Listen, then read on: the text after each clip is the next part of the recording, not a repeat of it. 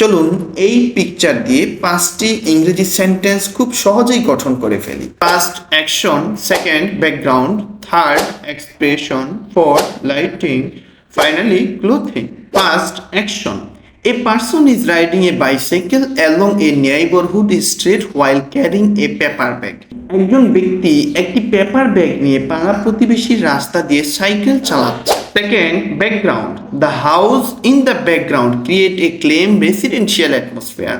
পেছনের বাড়িগুলো একটি শান্ত আবাসিক পরিবেশ তৈরি করছে। After expression: The person looks focused and attentive while riding the bicycle.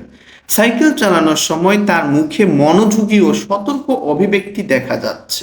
Fourth lighting: bright daylight is shining on the scene, making everything appear clear and vibrant.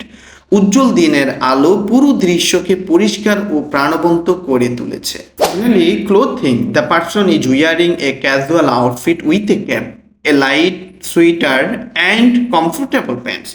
তিনি cap, হালকা sweater ও আরামদায়ক প্যান্ট সহ ক্যাজুয়াল পোশাক পরেছেন। একবার চিন্তা করুন, আপনি যদি প্রতিদিন এরকম একটা করে পিকচার প্র্যাকটিস করেন, অর্থাৎ 1 মাস যদি এভাবে কন্টিনিউ করে যান, তাহলে আপনার কতটুকু ইমপ্রুভ হবে আপনি নিজে একবার কল্পনা করুন।